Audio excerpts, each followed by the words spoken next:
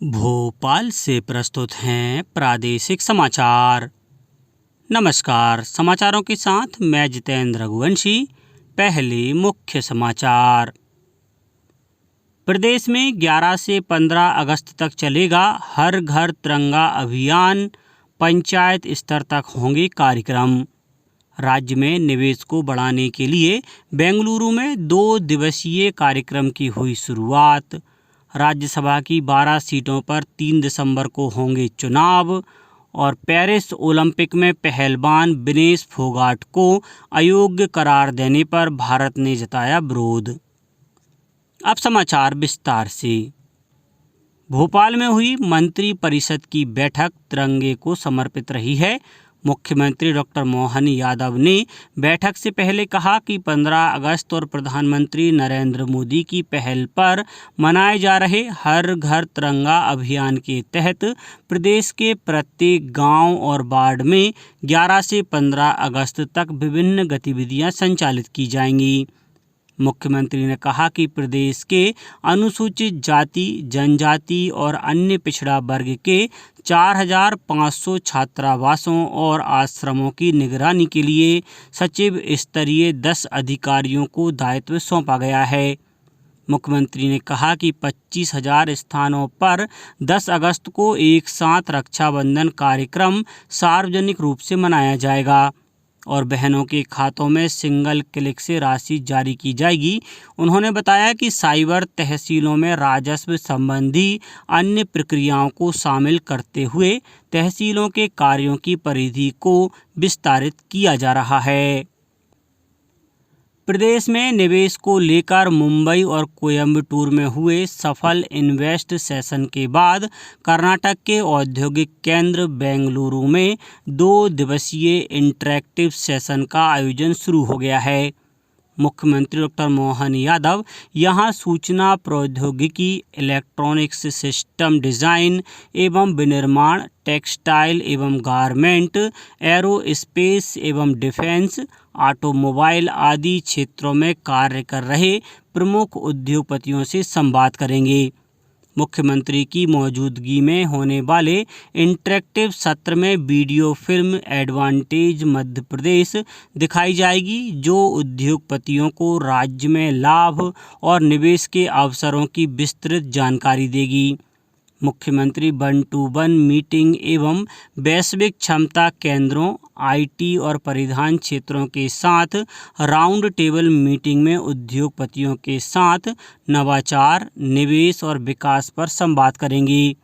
इसके पहले कल मुख्यमंत्री डॉक्टर यादव बेंगलुरु पहुंचकर हिंदुस्तान के एरोनॉटिक्स के संयंत्र पहुंचे। निर्वाचन आयोग ने 9 राज्यों की रिक्त 12 राज्यसभा सीटों के चुनाव के लिए तारीखों की घोषणा कर दी है।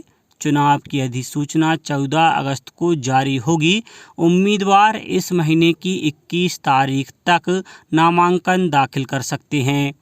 22 अगस्त को नामांकन पत्रों की जांच होगी। नाम वापस लेने की अंतिम तारीख 26 और 27 अगस्त है। चुनाव 3 सितंबर को होगा।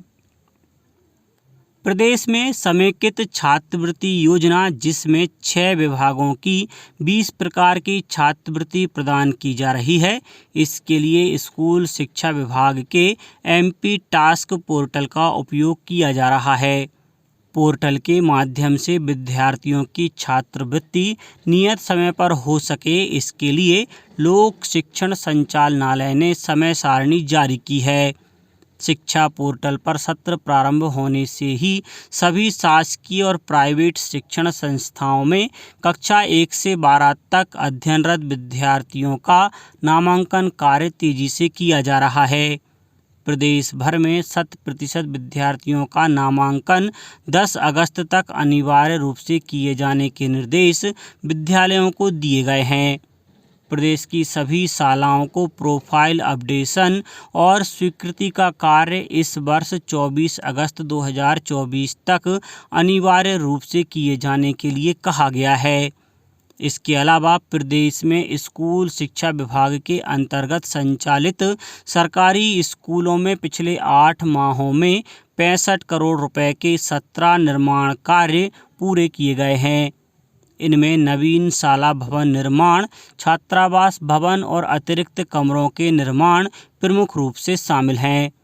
इन निर्माण कार्यों में काम की गुणवत्ता का विशेष ध्यान रखा गया है। अंतर माध्यम प्रचार समन्वय समिति IMPCC की बैठक दूरदर्शन केंद्र भोपाल में संपन्न हुई। बैठक में समिति के अध्यक्ष और PIB के अपर महानिदेशक प्रशांत पाठराबे ने अगस्त माह में संस्कृति एवं धरोहर विषय पर प्रचार प्रसार के कार्य को फोकस करने पर जोर दिया। कार्यक्रम में दूरदर्शन भोपाल की ओर से उनके समाचार तथा कार्यक्रम के बारे में शोरील दिखाई गई।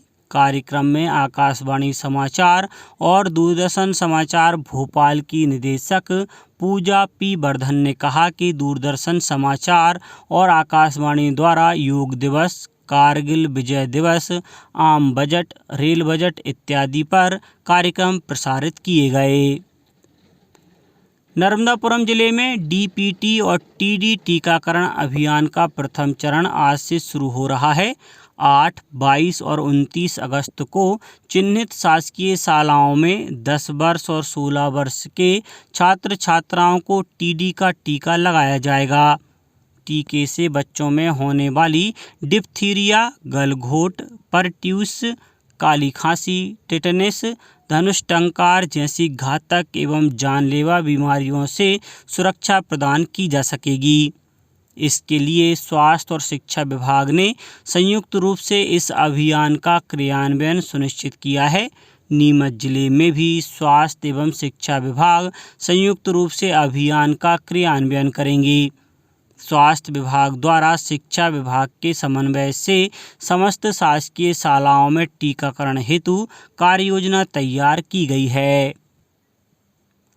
1 अगस्त से जारी विश्व स्तनपान का कल समापन हो गया। इस दौरान प्रदेश में कई कार्यक्रमों का आयोजन किया गया।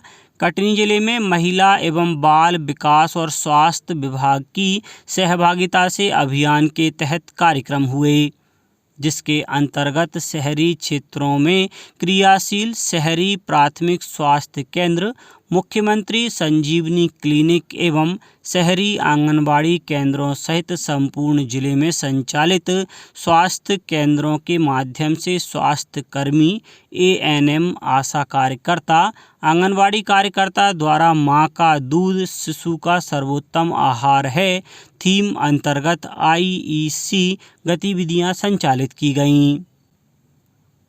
वित्त मंत्री निर्मला सीतारमण ने कहा है कि मोदी सरकार का उद्देश्य कर ढांचे को सरल बनाने के साथ ही देश में विकास तथा रोजगार के अवसर बढ़ाना है। लोकसभा में वित्त विधेयक 2024 पर चर्चा का जवाब देते हुए वित्त मंत्री ने कहा कि सरकार ने पिछले 1 दशक में कर ढांचे में बड़े बदलाव किए हैं। उन्होंने बताया कि करों में इजाफा किए बिना सरकार अधिक पारदर्शिता के साथ नियमों के अनुपालन को आसान बनाते हुए एक सरल कराधान व्यवस्था लेकर आई है। मध्यम वर्ग पर टैक्स के बोझ के विपक्ष के दावों को खारिज करते हुए वित्त मंत्री ने कहा कि 2023 में व्यक्तिगत आयकर के स्लैब को काफ़ी उदार बनाया गया है। अप्रत्यक्ष करों पर वित्त मंत्री ने कहा कि अंतर्राष्ट्रीय व्यापार को सुविधाजनक बनाने के लिए सीमा शुल्क की प्रक्रियाओं को सरल बनाने के लिए कई कदम उठाए गए हैं। इससे घरेलू उत्पादन को बढ़ावा मिलेगा और निर्यात प्रतिस्पर्धात्मकता बढ़ेगी। केंद्रीय खेल मंत्री मनसुख मांडविया ने कहा है कि भारतीय ओलंपिक संघ ने पेरिस ओलंपिक में पहलवान विनेश फोगाट को अयोग्य करार देने के लिए विश्व कुश्ती संघ में विरोध दर्ज किया है। श्री मांडविया ने लोकसभा में कहा कि केंद्र विनेश को सभी प्रकार की सहायता प्रदान कर रहा है। उन्होंने कहा कि प्रधानमंत्री नरेंद्र मोदी ने भारतीय ओलंपिक संघ की अध्यक्ष PT ऊषा से इस विषय में बातचीत की है। खेल मंत्री ने कहा कि विनेश फोगाट 50 किलोग्राम भार वर्ग में खेल रही थीं और उनका वजन तय सीमा से 100 ग्राम अधिक पाया गया। राष्ट्रपति द्रौपदी मुर्मू ने ओलंपिक खेलों में अब तक किए गए शानदार प्रदर्शन के लिए भारतीय महिला पहलवान विनेश फोगाट की सराहना की है। एक सोशल मीडिया पोस्ट में राष्ट्रपति ने कहा कि ओलंपिक खेलों में फोगाट के बेहतरीन प्रदर्शन ने देश और देशवासियों को गौरवान्वित किया है। राष्ट्रपति ने कहा कि ओलंपिक खेलों में फोगाट को अयोग्य ठहराया जाना दुखद है। निराशा की इस घड़ी में पूरा देश उनके साथ है। अब कुछ समाचार संक्षेप में। आगरमालवा जिला मुख्यालय पर चल रही हस्तशिल्प एवं हथकरघा प्रदर्शनी का समापन हो गया। प्रदर्शनी में खादी के वस्त्र तथा हर्बल प्रोडक्ट बिक्री के लिए आए थे।